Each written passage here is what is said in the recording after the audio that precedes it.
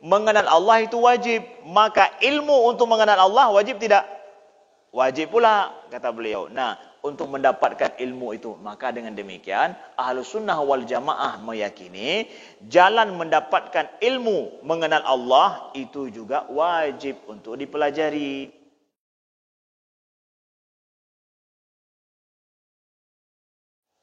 Bismillahirrahmanirrahim. Assalamualaikum warahmatullahi wabarakatuh. Alhamdulillahi rabbil alamin. Nahmaduhu wa nasta'inuhu wa nastaghfiruhu wa nastahdihi.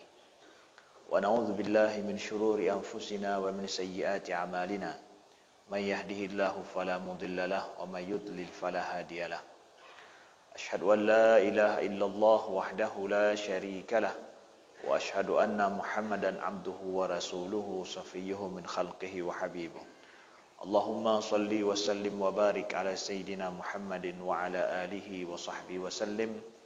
Subhanaka la ilma lana illa ma 'allamtana innaka antal alimul hakim. Allahumma 'allimna ma yanfa'una wanfa'na bima 'allamtana wa zidna ilma. Rabbi shrah li sadri wa yassir li amri wahlul 'uqdatam min lisani yafqahu qawli, amma ba'd. Ahibati fillah, saudara-saudaraku yang dimuliakan Allah, dicintai oleh Rasulullah sallallahu alaihi wasallam. Alhamdulillah, kita lanjutkan kembali pembahasan kita tentang ilmu akidah, belajar tentang iman.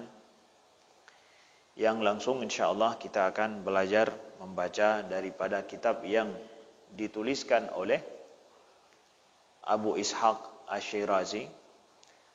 Beliau merupakan ulama abad ketiga keempat Hijriah.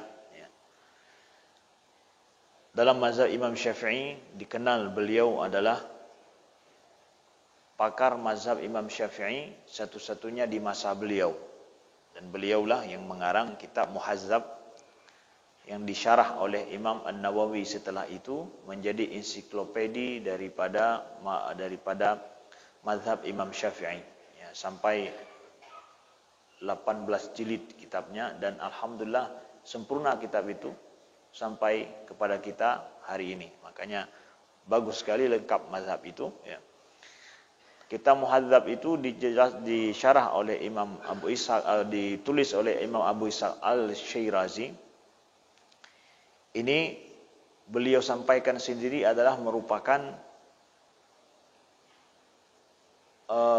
pekerjaan hidup beliau, kata beliau. Ini hasil daripada ilmu kehidupan beliau di dalam masalah fikih. Ya, jadi betul-betul kitab tersebut, usul mazhab Imam Syafi'i, itu betul-betul mampu beliau tulis dalam satu kitab. Kemudian pembagian permasalahan beliau bagi betul-betul mampu beliau klasifikasi dengan baik. Makanya datang Imam Nawawi, betul-betul Imam Nawawi mensyarah kitab itu, ya, dengan baik pula. Di sini di dalam masalah akidah Abu Ishaq Al-Syirazi juga beliau, ya, membuat klasifikasi dan juga membuat usul-usul daripada mazhab Ahlus Sunnah, Ahlul Haq. Yang beliau sebutkan Ahlus Sunnah itu sebagai Ahlul Haq. Nah, asal usul beliau ini belajar dari siapa? Abu Ishaq Al-Syirazi. Beliau lahir 393 Hijriah, meninggal tahun 467 Hijriah. Jadi sebelum pada saat beliau meninggal, Imam Al-Ghazali sudah baru lahir. 450 Hijriah Imam Al-Ghazali lahir. Abu Ishaq Al-Syirazi ini, ya, beliau belajar daripada Imam Al-Baqillani dalam masalah akidah. Imam Al-Baqillani belajar pada Abu Hasan Al-Bahili, yang murid langsung daripada Abu Hasan Al-Asy'ari. Di antara murid-murid langsung terkenal Abu Hasan Al-Asy'ari itu adalah Imam Abu Hasan Al-Asy'ari. Itu ada Abu Abdullah Ibnu Mujahid. Itu yang pertama yang terkenal. Kemudian setelah itu adalah Abu Hasan Al-Bahili, ya. Kemudian ada Bandar bin Husain, ya. Kemudian ada juga Tabari yang bukan penafsir ya. Jadi dua yang paling terkenal memiliki banyak murid itu adalah Abu Abdullah Al-Mujahid, Ibnu Mujahid bersama dengan Abu Hasan Al-Bahili. Abu Hasan Al-Bahili ini punya banyak murid. Di antara murid beliau ini adalah Imam Al-Baqillani. Imam Al-Baqillani ini punya murid, inilah Abu Hasan Abu Ishaq Al-Shirazi ini. Yang kitabnya kita baca bersama pada subuh ini insyaallah taala. Kita kenal tentang beliau. Beliau itu dituliskan oleh para sejarawan, di antaranya Imam Az-Zahabi. Di antaranya Imam Az-Zahabi menuliskan tentang beliau itu siapa. Beliau ini seorang yang dianggap adalah betul-betul yang memahami tentang mazhab imam. Lalu kita lihat kehidupan beliau itu fakir. Bukan cuma miskin tapi fakir. Dan beliau ya, wara zuhudnya sangat beliau jaga.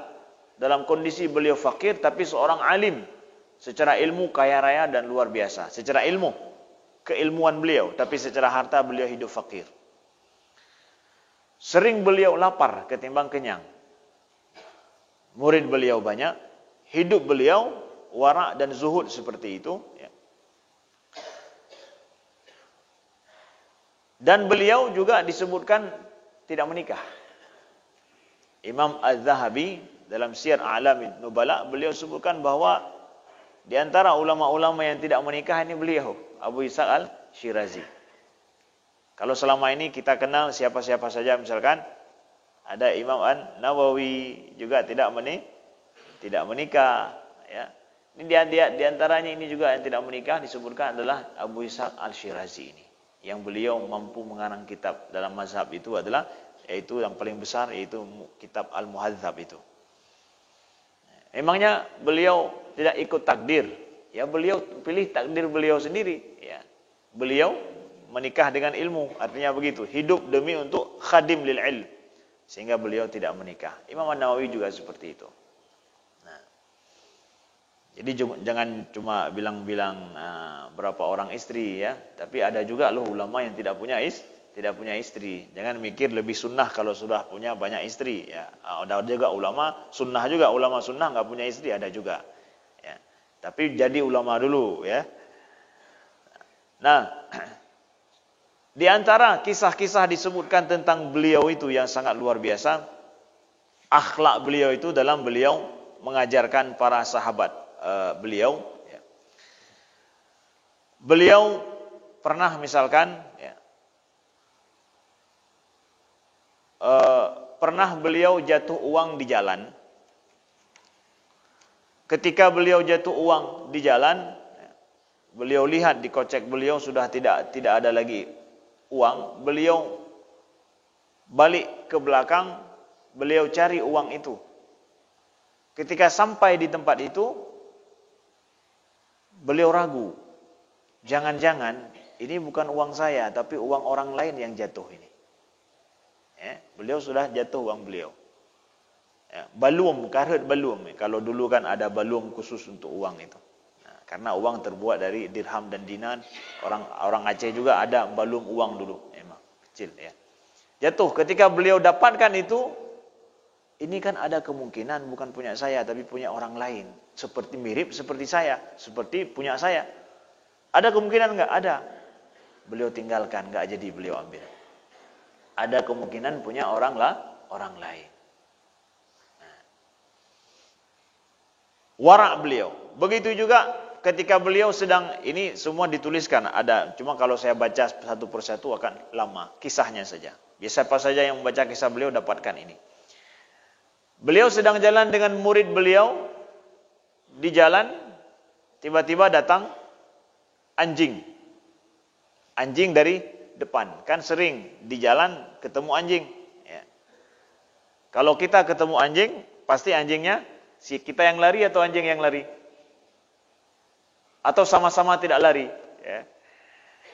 Macam-macam kemungkinannya ya. Jadi ketika anjing ada di depan ya, murid beliau ada yang mentiup anjing itu. Ya, tiup. Ya. Ya, menggertak anjingnya supaya anjingnya lari. Nah. Apa kata beliau? Ya. Ama alimta anna tariqa baini wa bainahu mushtarakun. Ya. Kamu yang menakut-nakuti anjing sehingga anjing itu harus lari dari jalan. Apakah kamu tidak tahu bahwa jalan ini adalah hak bersama antara kita dengan anjing? Anjing punya hak juga berjalan di jalan ini. Kita juga ada punya hak. Ya. Ya, seorang ulama faqih, ya, yang beliau tahu ada hak binatang juga yang harus dihargai. Dia berhak berjalan juga sama hidup lingkungan kita selama tidak mengganggu kita. Ya, saudaraku yang dimuliakan Allah. Begitu juga beliau Imam Az-Zahabi sendiri juga meriwayatkan bahwa beliau diceritakan bermimpi berjumpa dengan Rasulullah sallallahu alaihi wasallam. Fara'aitun Nabi sallallahu alaihi wasallam wa ma'ahu Abu Bakar wa Umar. Bersama Nabi ada Abu Bakar dan Umar juga. Faqultu ya Rasulullah balagani anka ahadits katsirah an naqilil akhbar fa uridu an asma' minka haditsan atasharraf bihi fid dunya. Lalu beliau ketika jumpa dengan Nabi, langsung beliau mengatakan, wah ya Rasulullah, jumpa dalam mimpi ini. Telah sampai kepadaku banyak sekali hadis-hadis darimu, ya. Fa uridu an asma' minka hadisan, maka aku ingin langsung mendengar hadis darimu supaya aku merasa mulia di dunia ini.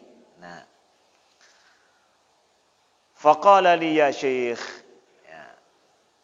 Dan Nabi pun menjawab dalam mimpi beliau. Nabi menjawab, ya Syekh. Ya Syekh. Ya Syekh. Syekh ini dalam kebiasaan orang Arab, paling kurang namanya adalah orang-orang yang dimuliakan, yang tua. Tapi tua segi umur. Pokoknya mau ilmu, nggak punya ilmu, ya, udah tua dikatakan Syekh. Ya. Ada juga, ya, bagi di kalangan para ulama, pemakaian kata Syekh ini untuk yang ubah bahasa kita, emang dialah asal usulnya. Ya. Orang yang paling dimuliakan secara keilmuan. Nah, Sammani Syekh. Beliau katakan bahwa dalam mimpiku Rasulullah memanggilku ya Syekh. Ya Syekh. Fa khatabani bihi. Nabi memanggilku dengan kata-kata itu. Ya. Wa kana yafrah bihadza qala anni man arada salamah falyatlubha fi salamati ghairihi. Nah, maka aku sungguh sangat gembira dengan mimpi tersebut dan Nabi memanggilku itu. Nah, itu diantara sedikit kisah beliau yang banyak disebutkan oleh para ulama. Nah, diantara kitab-kitab yang beliau karang banyak beliau karang. Bayangkan beliau tidak menikah, ya. Maka pekerjaan orang yang tidak menikah demi ilmu, ya, maka kita akan dapatkan karya yang banyak. Kita sudah menikah akan banyak disibukkan dengan masalah keluarga, masalah istri, masalah anak-anak, tambah sibuk. Ya. Kalaupun nggak ada sibuk tentang masalah keluarga, ya sibuk dengan masalah dunia yang lain. Kalau kita nggak betul-betul khadim lil ilm. Nah, tapi Allah menjadikan di kalangan umat Nabi Muhammad ini selalu ada orang-orang yang mereka hidup untuk khadim lil ilm. Menjadi khadim bagi ilmu, ya, di atas segala sesuatu. Dan kita sangat perlu menghargai apabila ada orang-orang di kalangan kita yang dia hidup untuk khadim lil ilm, betul-betul berkhidmah demi ilmu. Kita mesti support, mesti kita bantu dia. Dan itu manhaj daripada Azhar. Al-Azhar, para ulama-ulama di Al-Azhar, yang mereka ulama-ulama yang menyebarkan ilmu, maka wakaf di Al-Azhar itu diberikan untuk menyambung hidup mereka. Mereka tidak harus pergi lagi untuk nyangkul, nggak pergi harus mencari sesuap nasi hari-hari demi anak mereka, tapi mereka dibekali semuanya. Anak-anak mereka diurus, keluarga mereka diurus. Mereka berkhidmah demi ilmu. Makanya banyak murid-murid ulama Al-Azhar punya murid yang banyak, sehingga keilmuan Al-Azhar itu terjaga dengan baik. Kenapa? Ulama-ulamanya itu nggak usah mikir lagi yang lain, itu semua disupport oleh Al-Azhar. Sehingga sampai hari ini bukan cuma ulama-ulamanya yang disupport, tapi apa juga murid-muridnya juga. yang belajar juga diberikan beasiswa oleh Al-Azhar supaya mutlak belajar khusus tentang ilmu, dan wajib setelah itu kembali ke negerinya masing-masing. Seperti kami yang belajar, ya.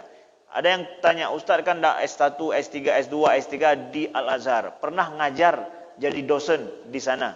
Kalau kita kan begitu, sering dengar, sudah doktor di sana, di sebuah universitas, kemudian diangkat jadi dosen di situ. Azhar enggak ada istilah dosen dari kita enggak. Wajib bagi kamu pulang ke negerimu, di sana jadi dosen, jadi apa di sana.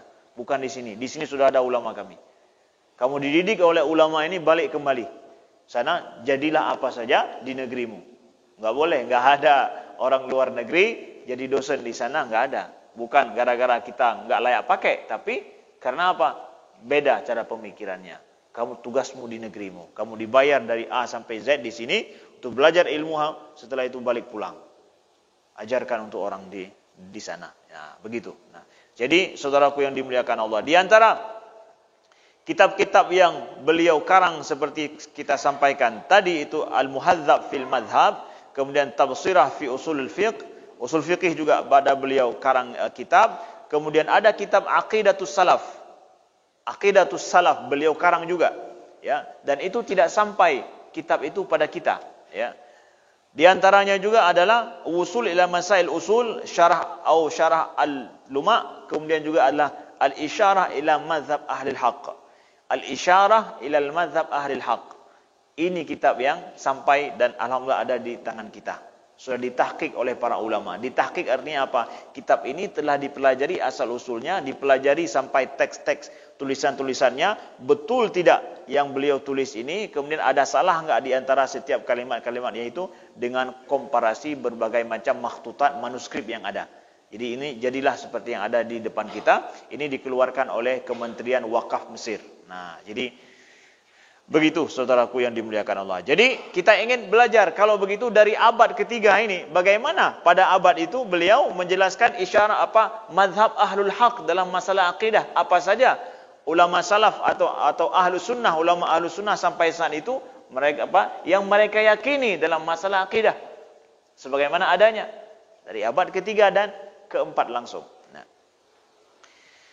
Nah, sedikit sebelumnya adalah latar belakang ditulis kitab ini. Nah, itu dia, ilmu ini juga perlu. Ya. Latar belakang ditulis kitab ini adalah sejarah sedikit pada tahun abad ketiga dan keempat.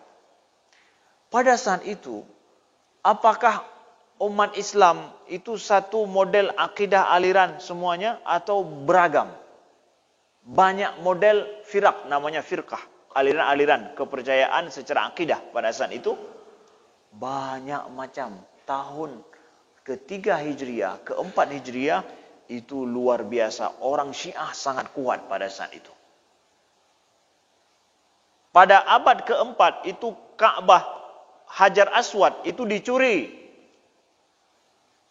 Tidak ketahuan di mana.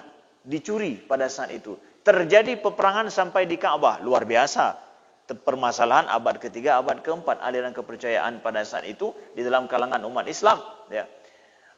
Mu'tazilah kuat, ya. Kemudian Qadariyah kuat, kemudian juga Khawarij juga banyak sektenya, ya. Syiah banyak sektenya, dari sekte yang dekat dengan Ahlus Sunnah sampai mereka yang sangat sesat sekali, ya.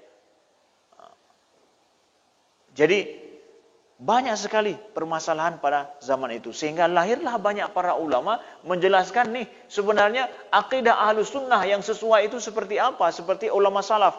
Nah, ini dah perlunya. Maka Imam Al-Asy'ari kalau kita dengar, beliau disebutkan, kayak yang kita baca-baca, kita dengar daripada guru-guru kita, dikatakan bahwa Imam Abu Hasan Al-Asy'ari lah yang meletakkan keilmuan akidah Ahlus Sunnah wal Jamaah. Memangnya akidah dari beliau? Enggak lah, akidah daripada Nabi, daripada para sahabat. Tapi jasa beliau apa? Nah, ini dia. Kenapa Abu Hasan Al-Asy'ari? Kan sebelum beliau banyak juga para tabi'in, tabi'in, ulama-ulama yang lain, Imam Syafi'i dan yang lain banyak, Abu Hanifah, Imam Ahmad bin Hanbal, Imam Malik, kemudian banyak lagi yang lain, Imam Laits, banyak. Kenapa Abu Hasan Al-Asy'ari yang beliau abad ketiga? Ulama abad kedua kan banyak. Kenapa harus beliau? Karena beliau itu berada di Baghdad, di Basrah, di Irak. Irak pada saat itu bersama dengan Syam, itu tempat di mana berbagai macam sekte-sekte itu pada masa itu tumbuh subur dan banyak sekali. Dan beliaulah yang banyak meraddun, menolak dan membantah syubhat-syubhat orang-orang yang kepercayaannya sudah melenceng jauh daripada Islam. Beliau yang berhasil, yang mampu meluruskannya. Ya, dan betul-betul hidup beliau dedikasikan untuk membantah kepercayaan-kepercayaan orang Syiah, orang Khawarij, bahkan orang filosof-filosof yang tidak sesuai dengan Islam. Beliau bantah. Sehingga karangan Abu Hasan Al-Asy'ari itu sampai 200 lebih karangan beliau. Dan tafsir Al-Quran juga lengkap beliau karang. Jadi Imam Abu Hasan Al-Asy'ari, karena ini fungsi beliau, hidup dedikasi untuk itu, kemampuan beliau untuk membantah, menjawab, inilah dia. Sehingga Mu'tazilah hari ini hilang, nggak ada lagi. Kenapa hilang, tidak ada lagi? Nah, berhasil beliau jawab semuanya. Sehingga apa saja pemikiran mereka yang rancu, beliau luruskan. Sudah ada langsung ininya. Sudah ada langsung jawabannya daripada beliau. Jadi hilang. Mu'tazilah itu. Betul-betul beliau jawab semua syubhat mereka. Hilang. Banyak beliau karang kitab sampai 200 lebih. Lalu Ustaz, kalau begitu lengkap dong tentang masalah Imam Abu Hasan Al-Asy'ari, pemikiran beliau lengkap semuanya kitab-kitabnya. Tidak lengkap sampai kepada kita.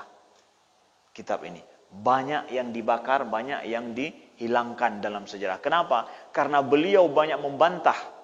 Banyak membantah, berarti beliau punya banyak musuh. Punya banyak musuh yang tidak senang dengan beliau.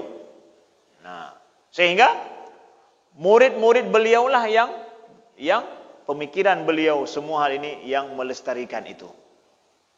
Nah, murid-murid beliau di antaranya Ibnu Furak. Ibnu Furak beliau karang sebuah kitab bernamanya Al-Maqalat.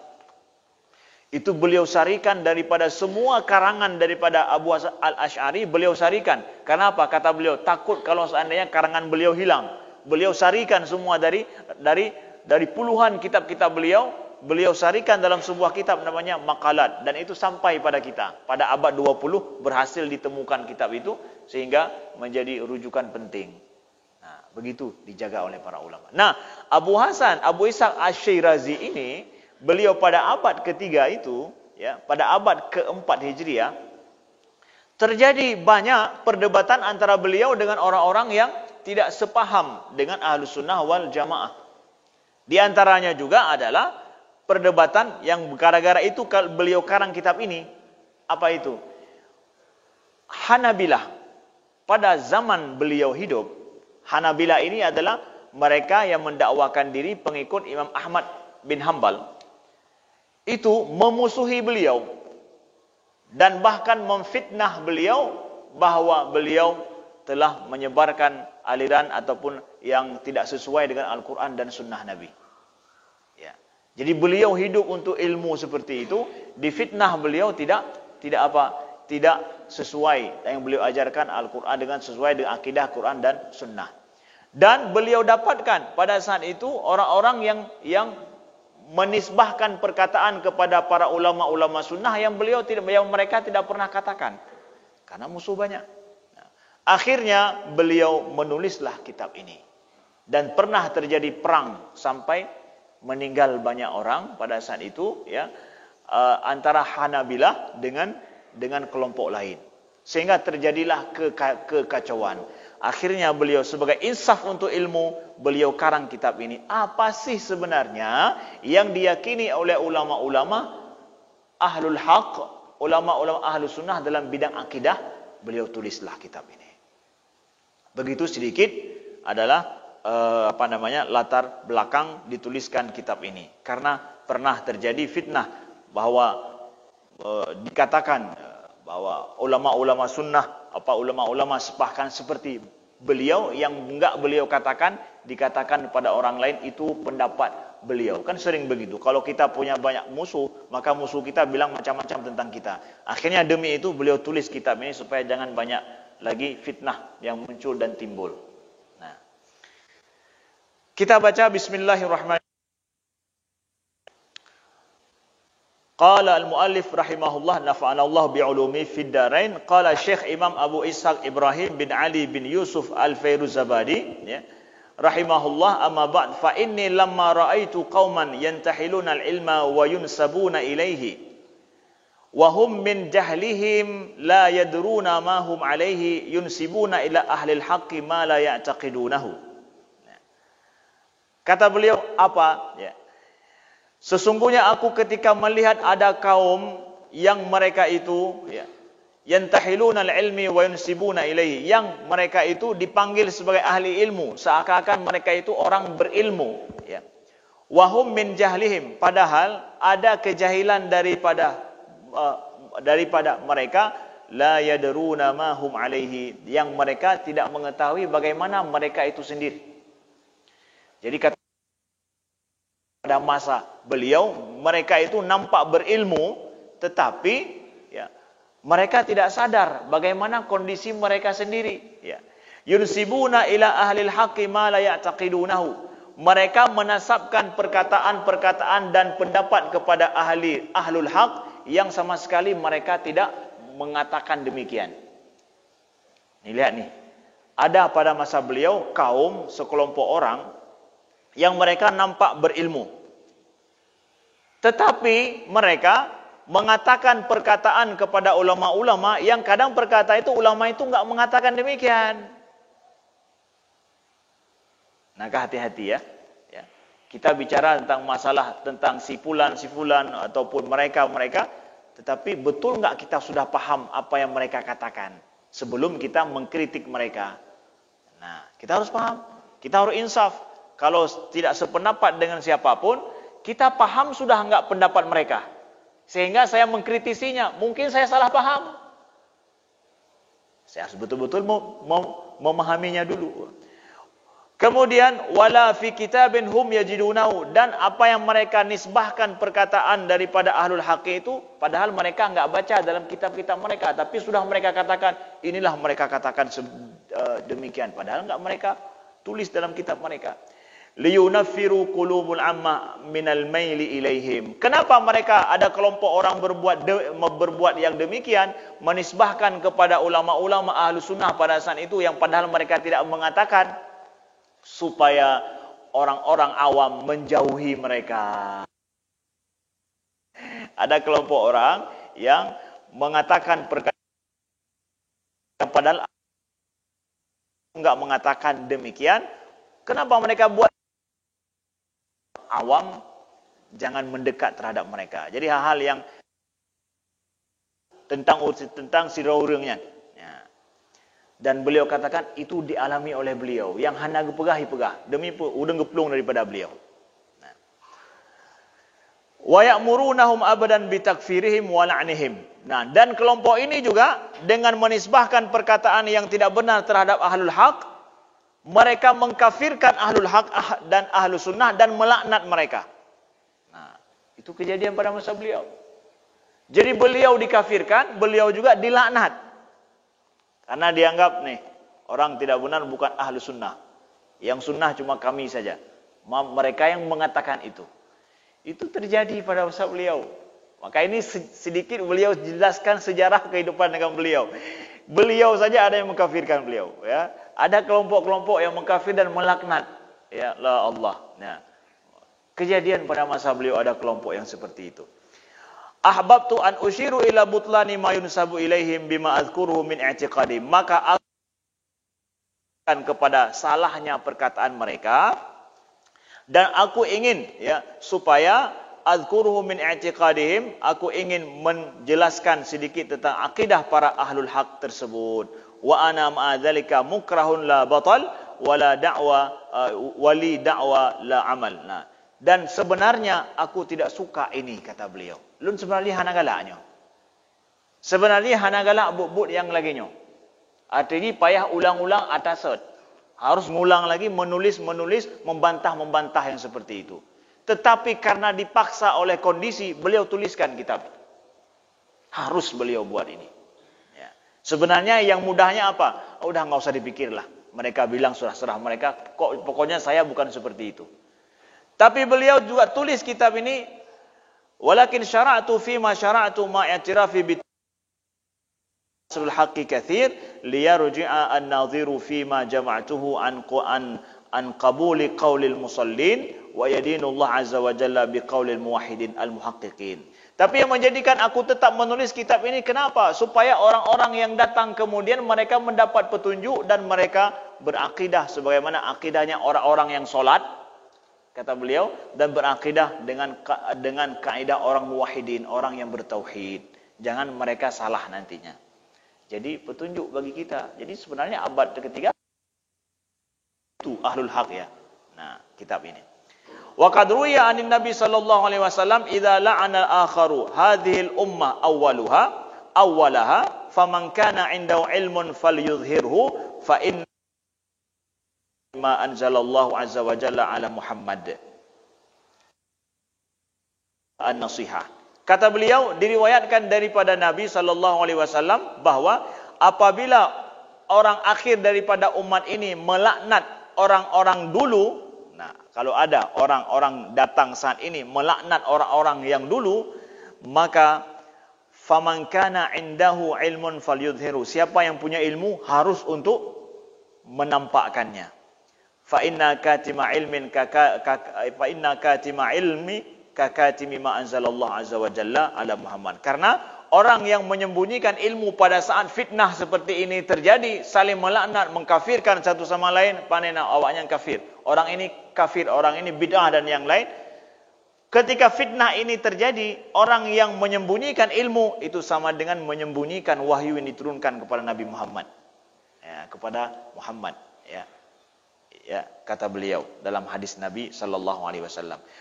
Wa maqsadi bidzalika nasihat. Maksud saya dengan kitab ini adalah memberikan nasihat. Tidak ingin bermusuhan, bukan. Menasehati, memunculkan ilmu. Ketika ahlul haqqi itu justru dituduh mereka tidak sunnah, mereka tidak sesuai Quran sunnah, padahal mereka ahlul haqq. Selalu ada tuduhan seperti ini. Maka oleh sebab itu perlu ada setiap masa, setiap saat, setiap waktu, setiap tempat ada orang yang meluruskan masalah. Ya, lalu kita pikir bahwa kenapa ya ada orang yang menuduh-nuduh seperti itu? Itu kapan saja ada. Tapi yang kita salahkan ketika ada orang punya ilmu diam, enggak menjawab, enggak menjelaskan kepada orang awam. Itu kewajiban para ulama, para orang punya ilmu. Fa inna yukmilal mu'minu imanahu hatta yarda li akhil mu'min ma yardahu li nafsih, kata beliau. Bahwa sesungguhnya sempurnanya iman seorang mukmin itu pada saat dia meridhai bagi saudaranya apa yang dia ridhai bagi dirinya sendiri. Nah. Lalu kita lihat, nas'alullah ta'ala alla yuhrimana rahmatahu wa an yudkhilana jannatah. Ya, kita meminta, berdoa kepada Allah supaya Allah tidak menjauhkan kita daripada rahmatnya dan supaya Allah memasukkan kita ke dalam syurga. Nah. Lalu beliau memulai langsung, kata beliau apa? Famin dzalika. Apa yang diyakini oleh ahlul haqqi pada masa beliau secara akidah. Beliau poin yang pertama, beliau mulai. فَمِنْ ذَلِكَ أَنَّهُمْ يَعْتَقِدُونَ أَنَّ أَوَّلَ مَا يَجِبُ عَلَى الْعَاقِلِ الْبَالِغِ الْمُكَلَّفِ الْقَصْدُ إِلَى النَّظَرِ وَالْإِسْتِدْلَالِ مُؤَدِّيَيْنِ إِلَى مَعْرِفَةِ اللَّهِ عَزَّ وَجَلَّ. Diyakini oleh ahlul haqq, ahlus sunnah, kata beliau, adalah mereka meyakini bahwa yang pertama wajib bagi aqil, orang yang berakal, baligh, yang sudah sampai umurnya, al-mukallaf, sudah mukallaf. Nah, itu secara fikihnya kan, aqil, baligh, mukallaf, ya. Al-qasdu ila an-nadhar wal istidlal muaddiyaini ila ma'rifatillahi azza wa jalla. Apa itu? Adalah bernalar untuk membuktikan dan pembuktian yang sampai kepada kita mengenal Allah, ma'rifatullah. Kita bernalar, mencari ilmu untuk mengenal Allah. Itu yang diyakini pertama. Fa'lam, sesuai dengan apa? Sesuai dengan beliau sebutkan daripada apa namanya? Li'anna Allah azza wa jalla amarna bil ibadah faqala wa ma umiru illa liya'budullaha mukhlishina lahuddin. Karena Allah menyuruh kita untuk beribadah dan beribadah secara ikhlas, kata beliau. Wa ma umiru, sebagaimana firman Allah, tidaklah mereka itu disuruh kecuali untuk menyembah Allah, mukhlishina lahuddin, dan mengikhlaskan agama baginya. Wal ibadah la tasihhu illa bin niyyah, dan ibadah itu tidak akan boleh, tidak akan sahih, tidak akan benar kecuali dengan niat. Sebagaimana sabda Nabi, innamal a'malu binniyat, sebagaimana sabda Nabi, sesungguhnya amalan itu sesuai dengan niat. Wan niyyah al-qasdu, dan niat itu dimulai dengan kasad. Nah, ya. Wa yaqulul Arab nawaka Allah bihifdhihi ay qasadaka Allah bihifdhihi. Wal qasdu man la ya'rifu muhal. Orang meniatkan tanpa mengetahui itu mustahil, kata beliau. Nah, lihat. Beliau bilang bahwa ahlul haqqi dulu, ahlul haqqi meyakini bahwa yang pertama sekali wajib bagi seorang mukallaf yang akil, yang baligh, itu adalah mereka mencari bukti dan pengetahuan yang sampai mereka mengetahui ma'rifatullah. Kenapa? Karena kita disuruh beribadah kepada Allah sesuai dengan ayat.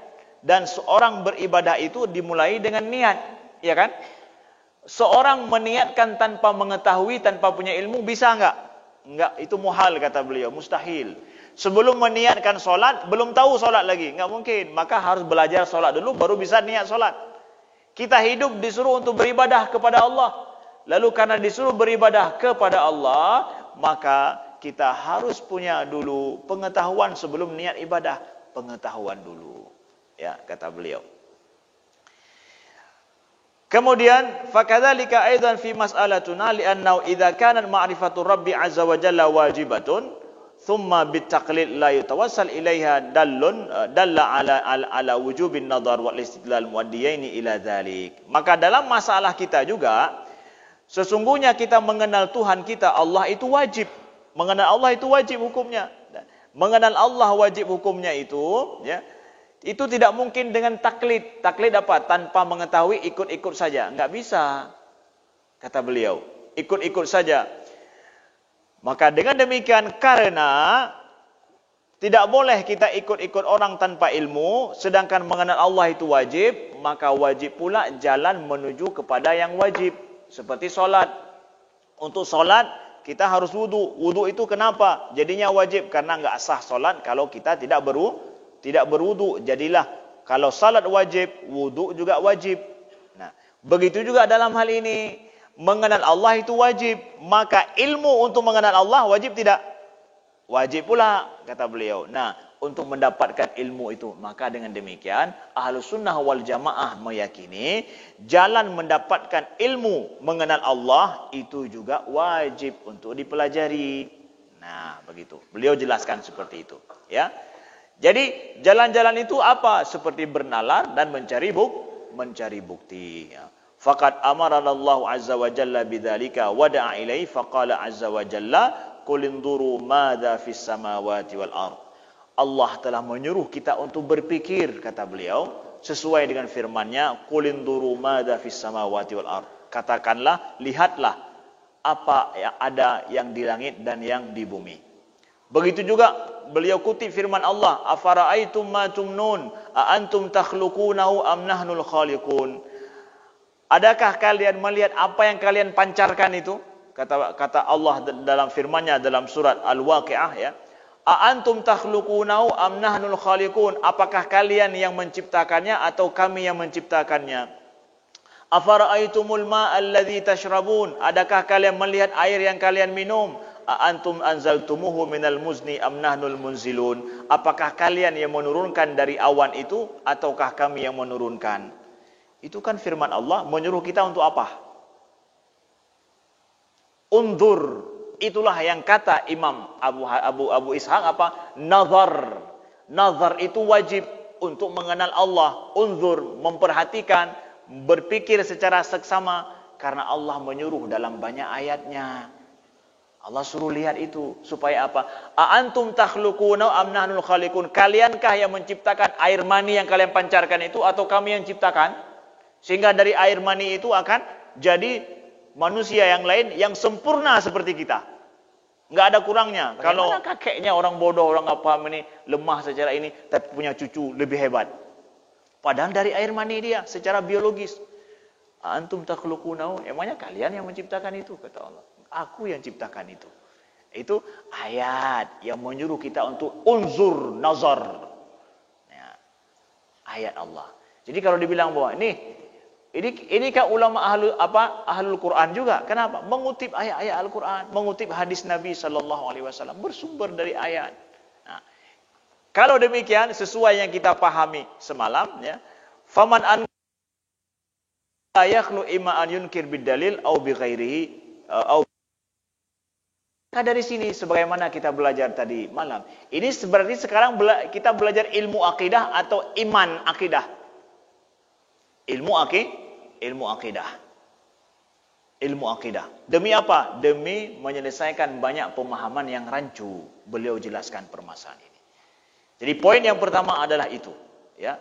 Para ulama Ahlus Sunnah, para ulama akidah menjelaskan bahwa kewajiban pertama bagi kita mengenal siapa Allah Tuhan kita, itu keyakinan. Maka kalau ada hari ini orang yang mencari ilmu fisika dengan kimia, mereka bicara tentang ini loh kekuasaan Allah, itu sesuai dengan metode Ahlul Haq. Ya, mereka mencari daripada sumber dari biologi, ilmu falak dan yang lain, mereka jelaskan tentang kosmos. Demi apa? Mereka jelaskan bahwa ini loh kekuasaan Allah. Kita belajar mengenal Allah melalui makhluknya, melalui alam ini. Itu betul secara akidah Ahlussunnah wal Jamaah. Baik, pegah bahwa pandai nak buka Quran mentengkah selesai urusan. Quran saja kita, enggak usah dengan ilmu-ilmu itu. Enggak, Ahlussunnah wal Jamaah, ulama Ahlul Haq juga mengajarkan manusia mengenal Allah melalui itu. Betul adanya. Kenapa? Al-Quran sendiri menyuruh, lihat apa yang di alam dan di langit dan di bumi ini, supaya engkau kenal siapa Allah. Yang mereka kenal apa itu?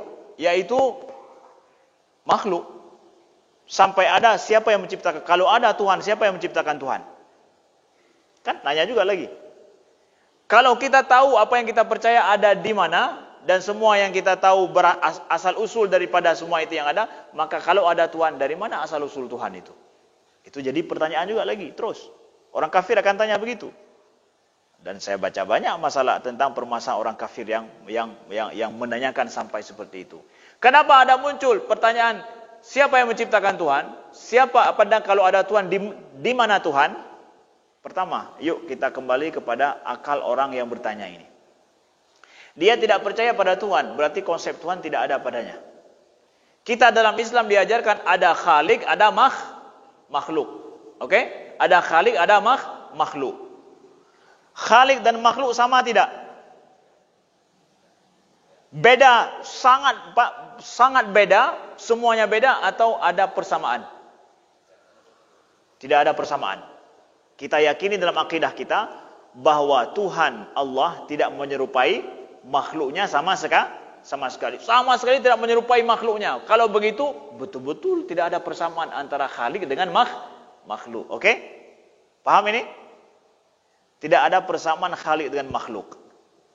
Bagus. Tidak ada persamaan khalik dengan makhluk. Kalau makhluk, kamu boleh tanya, siapa yang menciptakan makhluk itu? Oke? Sekarang saya tanya, siapa yang menciptakan Tuhan? Betul tidak pertanyaan siapa yang menciptakan Tuhan? Dia yang menanyakan siapa yang menciptakan makhluk, menanyakan lagi siapa yang menciptakan khalik, berarti menurut dia khalik dengan makhluk sama aja. Ya enggak, konsep awal katalah herona. Yo, katalah. Ya. Kami orang beriman mengatakan bahwa khalik dengan makhluk beda. Tidak ada persamaan. Tidak ada persamaan sama sekali, ya. Dan itu Al-Qur'an mengajarkan kepada kita. Dan itu akidah inti Ahlus Sunnah, tidak ada persamaan antara khalik dengan makhluk. Bagus. Kalau begitu ada pertanyaan saya pakai untuk makhluk, nggak bisa saya pakai untuk khalik. Betul. Kenapa? Karena berbeda konsep awalnya. Lalu di mana engkau tinggal? Di mana Tuhan tinggal? Boleh saya tanya begitu? Di mana saya tinggal? Betul untuk saya. Di mana Tuhan tinggal? Di mana Tuhan berada? Nggak bisa saya pakai. Karena apa? Karena perbedaan jelas antara khalik dengan makhluk. Kecuali orang yang dari awal sudah mengatakan bahwa khalik dan makhluk sama aja, semua boleh ditanya. Siapa yang menciptakan makhluk? Jelas. Siapa yang menciptakan Tuhan? Berarti engkau samakan makhluk dengan Tuhan sehingga engkau tanya seperti itu. Ini pikiranmu yang salah. Nah, contoh begitu lagi. Ini ada air. Ya, saya akan tanya. Ya. Kemudian ada jam. Jam diukur dengan menit, air diukur dengan apa? Liter. Ini berapa menit air ini? Berapa liter jam itu? Coba jawab. Jam itu berapa liter saat ini? Air ini berapa menit? Orang yang menanyakan ini nggak paham konsep jam, nggak paham konsep air. Nggak paham konsepnya, nggak paham konsep air. Kalau engkau bisa menanyakan air ini apa liter, saya akan pakai air, kata-kata liter itu untuk semua yang lain juga. Boleh? Enggak, liter itu untuk mengukur air. Yang lain kesatuannya diukur dengan kilometer mungkin. Begitu juga misalkan padi kilogram, sedangkan jarak dengan kilometer. Sekarang berapa kilogram antara Banda Aceh dengan Lok Semawe? Coba jawab. Dan berapa kilometer satu goni, satu karung beras? Bisa jawab? Engkau nggak paham konsep kedua ini berbeda antara kilometer dengan itu. Kilometer itu jarak, dan ini untuk ini. Itu dua hal yang berbeda. Pertanyaannya juga tidak boleh disamakan. Paham? Paham tidak? Nah, jadi nggak semua pertanyaan tentang Tuhan itu harus dicari jawabannya oleh kita. Ustadz, memangnya kita nggak boleh menanyakan tentang Tuhan semuanya? Tidak semua mampu kita jawab. Karena pertama ada pertanyaan tentang memang bodoh secara konsepnya orang yang nanya itu. Ya. Seperti tadi misalkan, asal-usulnya dia tidak paham. Kemudian yang kedua, tidak semua kita mengetahui zat Allah Subhanahu wa taala. Apakah ada orang yang mengetahui zat Allah? Tidak ada. Hanya Allah yang mengetahui siapa dirinya. Cuma kita yang disuruh beriman dalam Al-Quran apa? Disuruh beriman akan sesuai dengan Al-Quran. Apa yang Allah sampaikan dalam Al-Quran wajib kita imani. Yang tidak disampaikan dalam Al-Quran, tidak disampaikan oleh Nabi Muhammad, kita kembalikan kepada Allah. Itu orang mukmin, orang beriman. Jadi pertanyaan, konsep inti cara menjawab, ada orang yang nanya yang aneh-aneh tentang Tuhan. Do you believe that creator and creature that is different? Kamu percaya tidak bahwa beda antara creator, pencipta dengan makhluk? Is the same. Oh, kalau the same kamu memang nggak punya konsep. You are poor of concept. Kamu miskin konsep. Kami orang Muslim punya kaya konsep. Konsep makhluk dengan khalik itu beda 100%. So, you can ask, kamu bisa tanya tentang Tuhan, tentang makhluk, sesuatu yang kadang tidak bisa kau tanya tentang Tuhan. Karena apa? Different konsep. Udah pakai konsep ini untuk menjawab banyak pertanyaan yang lain. Ya, itu kuncinya saya kasih jawab untuk yang lain. Ya. Saya jawab, saya bilang Tuhan saya tidak menempat. Boleh. Saya mengatakan bahwa Tuhan saya tidak punya tempat. Why? Ini tidak logik begitu. Dia akan tanya lagi. Kalau kita mulai dengan pisahkan dua konsep itu, udah dia akan diam. Kalau dia tanya lagi semakin bodoh dia jadinya. Dia semakin bodoh. Ya, dia semakin bodoh terus. Kalau dia tanya lagi. Nah, gitu. Ya, pisahkan itu. Makanya saudaraku yang dimuliakan Allah, kita juga dalam banyak hal ya.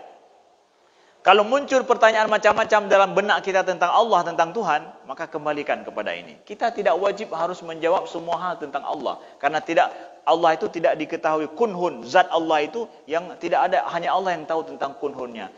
Walaupun kita, al-jahlu anil idrakun, kata para ulama. Tidaknya kita mengetahui tentang Allah, itu bagian daripada pengetahuan. Apanya yang kita tidak tahu tentang Allah, itu bagian daripada pengetahuan juga. Tidak menjadikan seorang itu kurang imannya.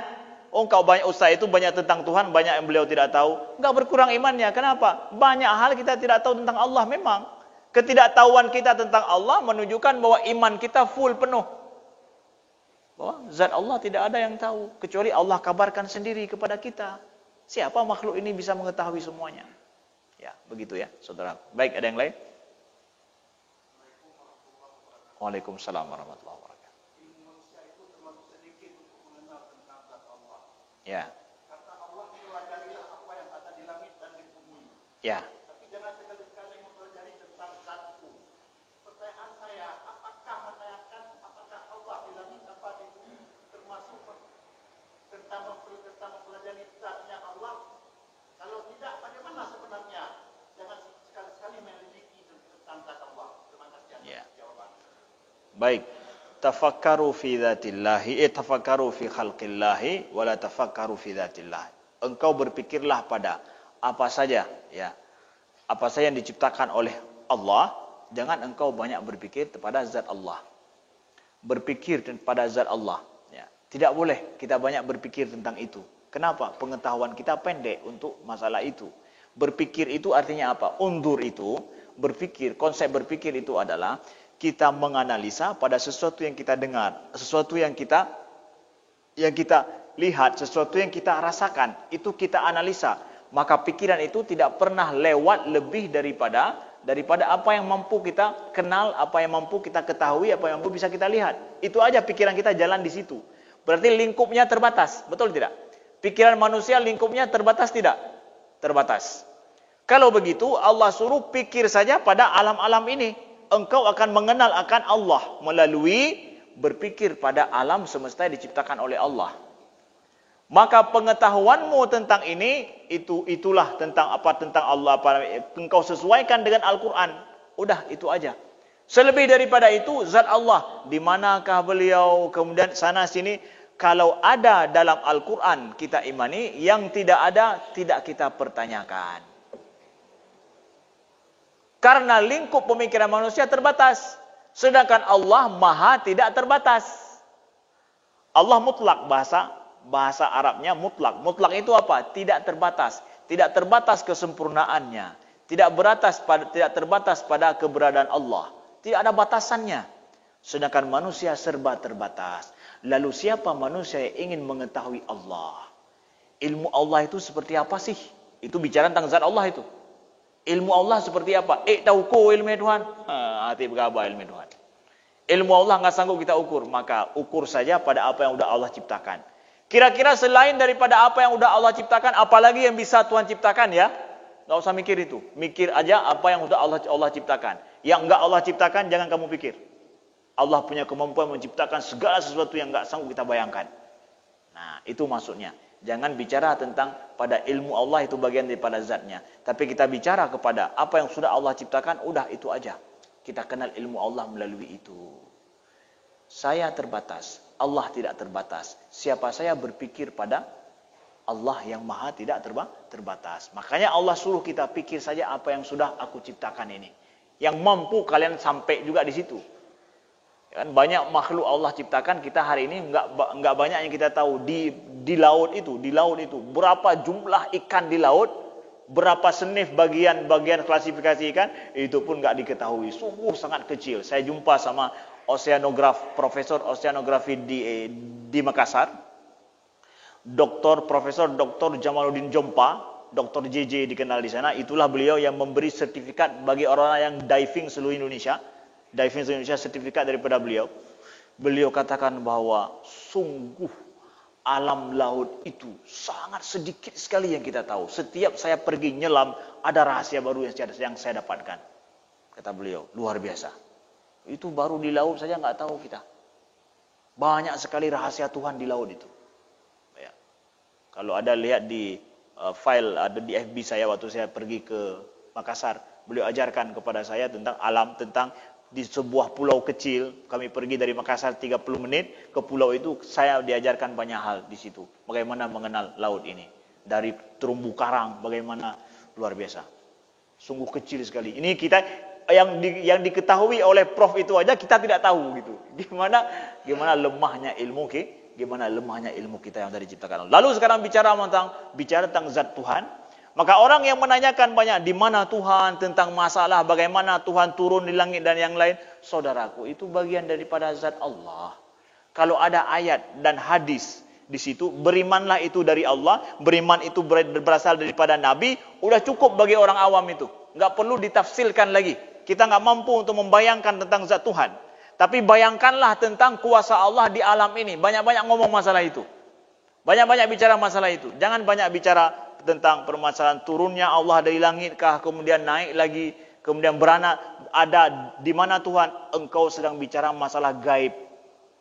Kita disuruh untuk kenal dan yakini bahwa itu ayat Allah. Saya yakini itu ayat Allah, pasti benar. Saya yakini itu adalah hadis Nabi, pasti benar.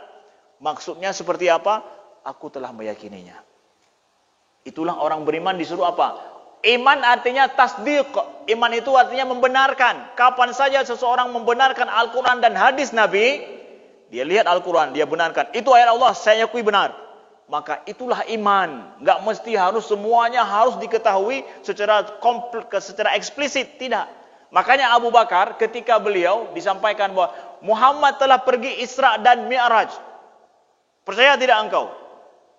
Itu belum jumpa lagi Abu Bakar dengan Nabi. Bayangkan, katanya Muhammad telah naik ke langit, pergi ke Masjidil Aqsa, kemudian naik ke langit. Percaya kamu enggak wahai Abu Bakar? Kalau itu dari Muhammad, aku percaya. Kemudian juga sehingga disebut beliau dengan As-Siddiq. Apa aja dari Nabi dia percaya. Udah As-Siddiq. Kita juga begitu. Dikatakan betul-betul orang mukmin, kalau itu dari Allah, saya yakini. Udah, bagus. Kalau itu hadis Nabi, sahih dari Nabi, saya yakini itu betul, benar. Man kibancara Nabi Muhammad gaya ulangin, cik pegah dia. Abu Bakar hendak pegah, hendak ida fikir tanya. Pokoknya lu yakin percaya. Bagaimana kalau engkau yakin bahwa Muhammad pergi Isra Mi'raj, coba jelaskan padaku, gimana cara dia pergi? Kalau itu disuruh jelaskan, jadi tidak yakin lagi Abu Bakar. Enggak mampu dijelaskan sebab begitu juga dengan ayat-ayat Allah dan hadis-hadis Nabi. Coba jelaskan kalau begitu, kaifa nazala rabbuna? Kiban Allah ni turun? Coba jelaskan. Hai saudaraku, kita disuruh engkau yakini itu daripada Allah, yakini itu daripada Nabi, selesai urusanmu. Jadi seperti Abu Bakar As-Siddiq, udah. Belum jumpa Nabi sudah membenarkan kalau itu dari Nabi, udah. Paham? Itu tingkat iman kita. Lalu kita ingin berdebat lebih banyak di mana? Nih, bagaimana Allah menciptakan ini, menciptakan itu, apa manfaatnya, apa fungsinya, apa rahasia di belakang alam ini, di belakang ciptaan Allah, itu banyak berdebat. Dan itu yang dilakukan oleh orang-orang kafir hari ini. Mereka berdebat mencari hidup di alam, ijak mita buyanya, kibancara udik buya, membelun-belun dalam ia iluminan. Hanai wawo. Dalam air mereka berendam lama dalam air untuk melihat bagaimana rahasia buaya itu. Kita hari ini Raja mengkap-kap bab masalah ayat yang telah Allah turun dalam masalah zat Allah. Pakai energi kita yang ada ini untuk mengenal unzuru madza fis samawati. Lihat itu apa yang ada di langit dan itu bisa kamu mengkap-kap di sini. Banyaklah ilmu kita di situ. Begitu sedikit ya, karena sudah mulai siang jadi agak lebih semangat sedikit ya. Kalau tambah 1 jam lagi tambah semangat lagi. Nah, jadi mohon maaf saudaraku yang dimuliakan Allah, sampai di sini dulu. Insyaallah kita lanjutkan lain waktu dan kesempatan. Mudah-mudahan Allah ridhoi kita dan Allah jadikan Allahumma ja'al jam'ana hadza jam'an marhuma wa tafarruqana min ba'di tafarruqan ma'suma. Allahumma arinal haqqa haqqan warzuqna ittiba'ah. Allahumma arinal batila batila warzuqna ijtinabah. Allahumma ya ghaniyu ya hamid ikfina bihalalika an haramika wa fadlika aman siwak. Allahumma faqihna fid din, Allahumma faqihna fid din, Allahumma faqihna fid din. Rabbana atina fid dunya hasanah wa fil akhirati hasanah wa qina adzaban nar. Wa sallallahu ala sayidina Muhammadin wa ala alihi wa sahbihi wa sallim. Walhamdulillahi rabbil alamin. Wassalamualaikum warahmatullahi wabarakatuh.